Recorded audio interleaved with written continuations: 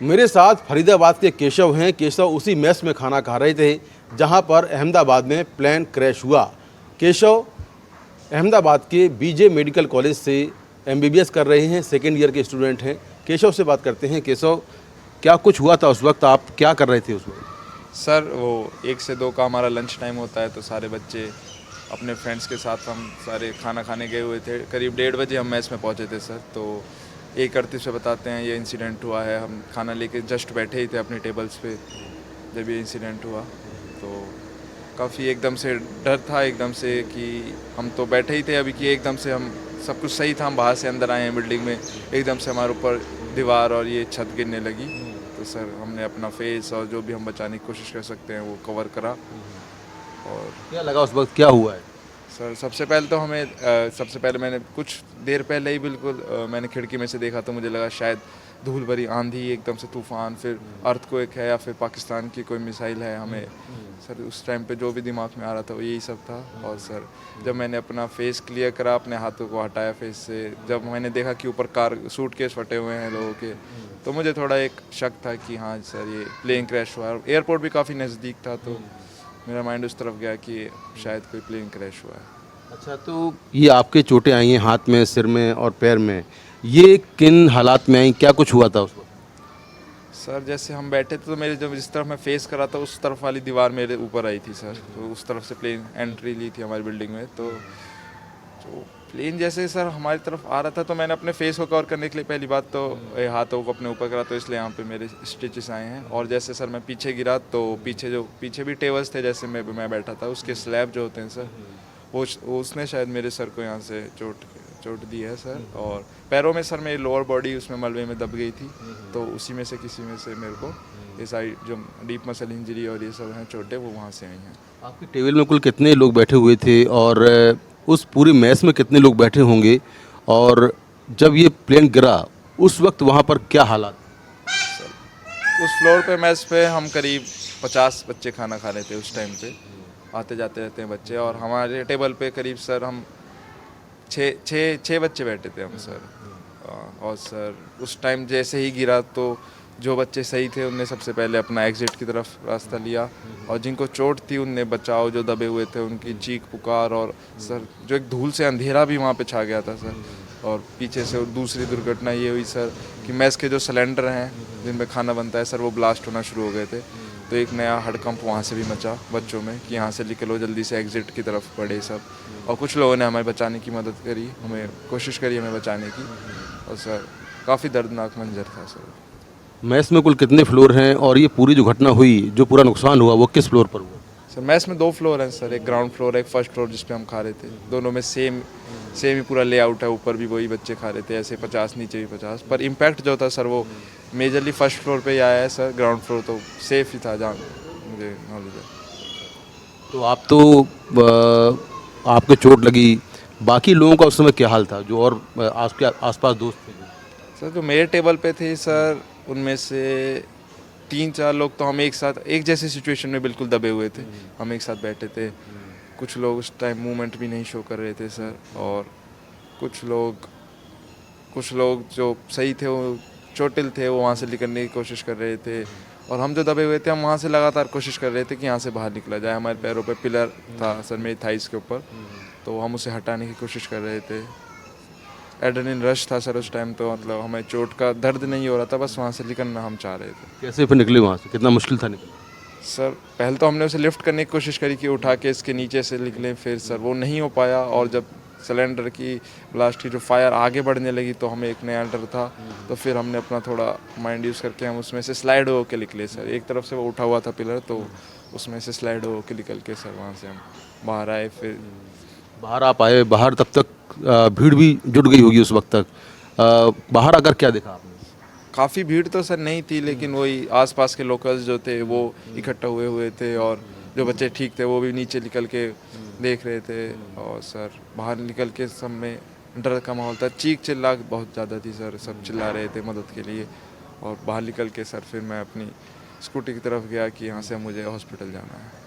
तो आप स्कूटी से अपने गए हॉस्पिटल? नहीं सर, मैं अपनी स्कूटी की तरफ जा ही रहा था, फिर मेरा एक दोस्त वहाँ पे मुझे दिखा, फिर मैंने उसको रोका, उसके साथ बैठ के मैं अपने ही हॉस्पिटल में चला गया सर। अच्छा, ये बताइए कि आपको एग्जैक्टली कब समझ में आया कि जो ऊपर कुछ चीज़ गिरी है, ये एक पैसेंजर्स प्लेन है? सर जब मैं हॉस्पिटल में एडमिट हुआ, जब मैंने मेरा दर्द थोड़ा कम हुआ, मैंने इधर उधर देखा कि काफ़ी पेशेंट्स आए हुए हैं, मेरे से पहले भी आए थे, मेरे से बाद भी आए जा रहे हैं। फिर मैंने डॉक्टर से पूछा है क्या हादसा हुआ है, तो उन्होंने मुझे बताया कि एक ये प्लेन क्रैश हुआ है। सर उस टाइम पे मुझे ये समझ नहीं आया था कि प्लेन क्यों क्रैश हुआ है, 2 प्लेनों की टक्कर हुई है, क्या हुई है, कुछ नहीं, बस ये पता था कि प्लेन क्रैश हुआ है।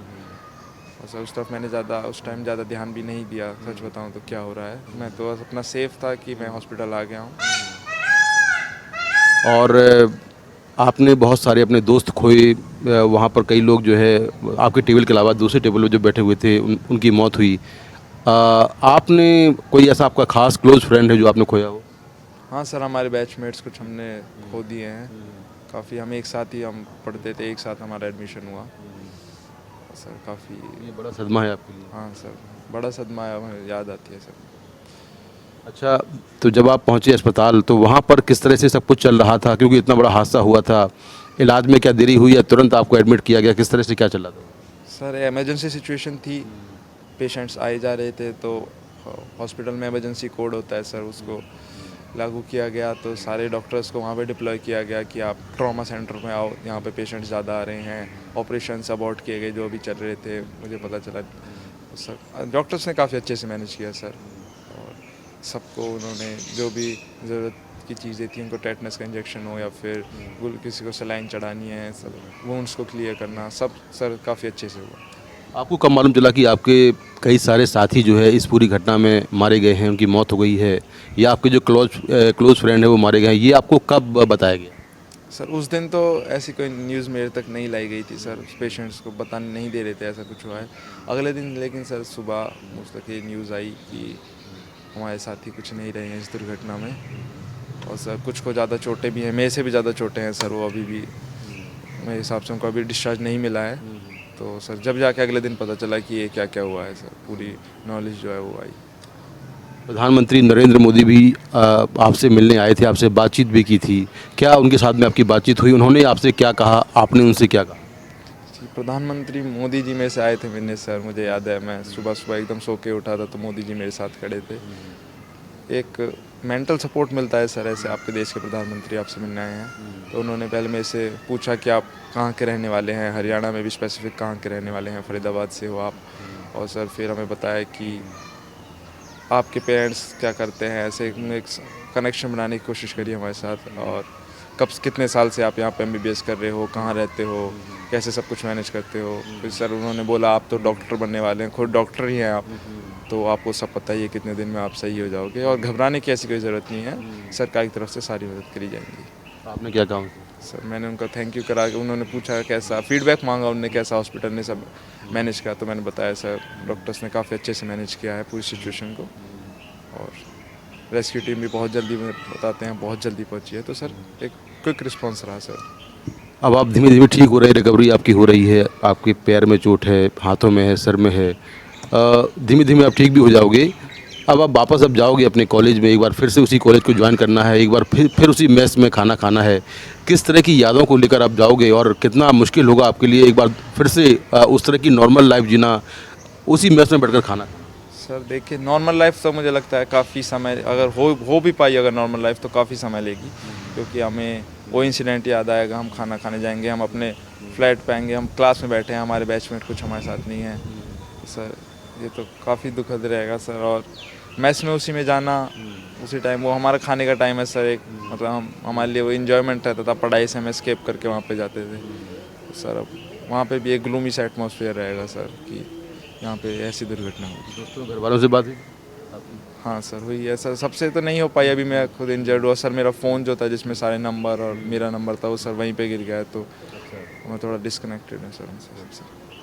तो केशव किस हादसे से गुजरे हैं और किस ट्रॉमा से गुजरे हैं आप समझ सकते हैं, और कई दोस्तों को खोया है इस पूरे हादसे में, और धीमे धीमे ठीक हो रहे हैं, और ठीक होकर अब एक बार फिर से उसी कॉलेज में जाएंगे और वहीं उसी मेस में बैठकर खाना खाएंगे।